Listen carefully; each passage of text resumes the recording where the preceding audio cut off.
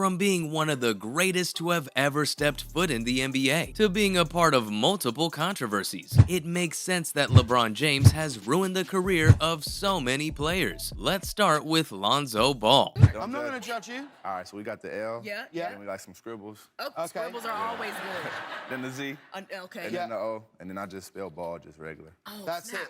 LeBron James joined the Lakers back in 2018. Back then, many young players on the team had high hopes of learning from one of the greatest players in NBA history. Point guard Lonzo Ball too must have felt the same way. But unfortunately, James's arrival ended up having the opposite effect on his career. Lonzo was a highly touted rookie when the Lakers drafted him in 2017. Known for his flashy passing and strong defensive skills, he was seen as a critical building block for the team's future. But once James came on board, things changed. Lonzo's role on the team changed dramatically. James is known for being a dominant playmaker, so when he was on the court, Lonzo was no longer the primary ball handler. Obviously, James took over most of the team's playmaking duties. This in turn gave Lonzo a much more restricted role. As a result, his offensive weaknesses were exposed. He had never been a consistent shooter, and without the ball in his hands as much, he struggled to find ways to contribute offensively. His defense remained strong, but he wasn't any assistance to James. Of course, that's what everyone was looking to be of assistance to their main man LeBron. And with James used to playing alongside shooters, Ball's inability to consistently hit shots from outside made him a liability on the court. As sad as it may be, the Lakers decided to trade Lonzo to the New Orleans Pelicans in 2019. This was actually the same deal that brought superstar Anthony Davis to Los Angeles. Fortunately though, since then, Lonzo Ball has shown signs of improvement in his shooting, and he's been enjoying a career year in New Orleans. But again, it's easy to wonder what might have happened if he had been given more time to develop alongside James. Unfortunately, it was not meant to be. Similarly, Brandon Ingram didn't fit either. Upon LeBron James's arrival to the Lakers, there was a lot of hype surrounding the potential for young players. One of those names was Brandon Ingram. It was expected that he would also become a star, playing alongside the NBA legend, but unfortunately, Ingram's role in the team took a hit instead. In his third year, he was done for real, failing to live up to the expectations. Not just that, he struggled so much with finding his role in the team.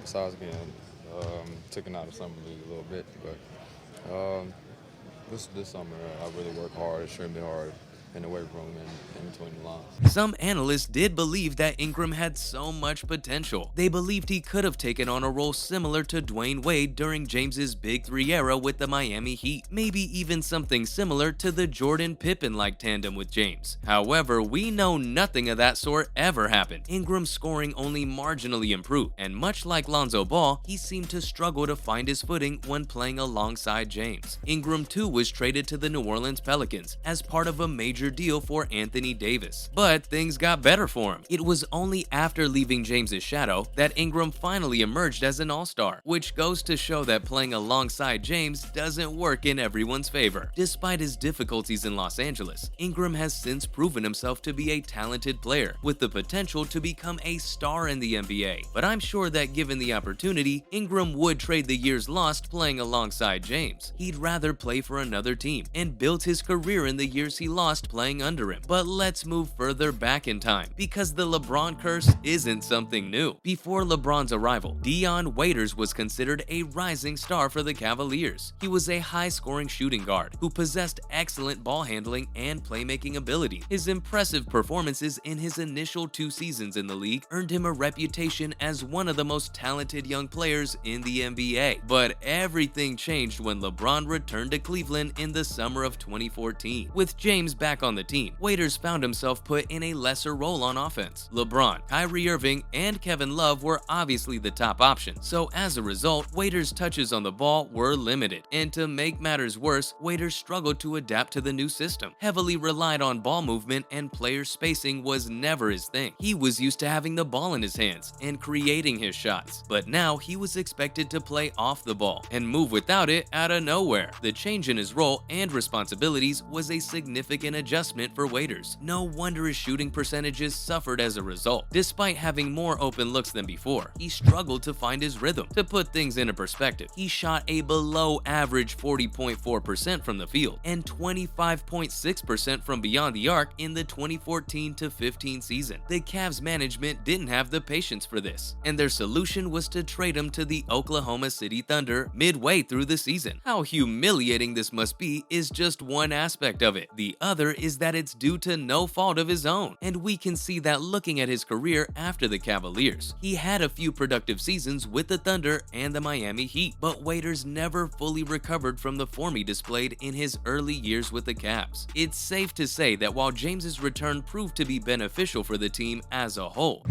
you just said it. So to feel that adversity, to feel that tension, is what brings out the best in us. Your whole motivation, besides trying to win the game, obviously, is to Dion Waiters became collateral damage. And then we have Kyle Kuzma. In his first 2 seasons, Kuzma showed great promise and was seen as a rising star for the Lakers. But around 3 years ago, things started to go south for him. Kuzma's biggest challenge was that he played the same position as LeBron James, the team's superstar player. As a result, his playing time was limited, and he struggled to make an impact on the court. One of Kuzma's biggest weaknesses at the time was his lackluster defense and rebounding. This made it difficult for coach Frank Vogel to justify keeping him on the floor for more time than which was necessary, especially with so much at stake during the playoffs. And let's be honest, it wasn't like he was contributing much. Maybe it was the pressure of getting called back, having such a short time playing, or whatever. Despite being an excellent three-point shooter, Kuzma's accuracy had dropped significantly in the 54 games played that season. He was only making 29.7% of his attempts, which was a significant decrease from his previous seasons. This further added to his struggles and made it challenging for him to earn more playing time. As the Lakers pursued their goal of winning a championship, Kuzma found himself in a difficult position. He was part of the winning team in 2020, but eventually got traded off to the Washington Wizards. And to finish it all off, I'd like to talk about Shabazz Napier. James once referred to Napier as his favorite player in the 2014 draft, but that did more harm to him than the good that should have come out of it. The Miami Heat, while James was playing for them, decided to make a trade with the Charlotte Hornets. This was because they wanted Napier's rights. Why? Because they were hoping to convince James to stay with them. The problem is, while Napier made his way to South Beach, James decided to flee. He went to the Cavaliers that summer, leaving a disappointed Napier with so much on his shoulders. Obviously, he wasn't ready to meet the expectations all on his own, and quite frankly, he wasn't able to either. Napier simply struggled to live up to the hype, even though he had skills. The pressure to perform at a high level without the help he was promised was too much for him to handle. And there you have it, some players whose careers were pretty much ruined by LeBron James. Thanks for watching, and I'll see you next time.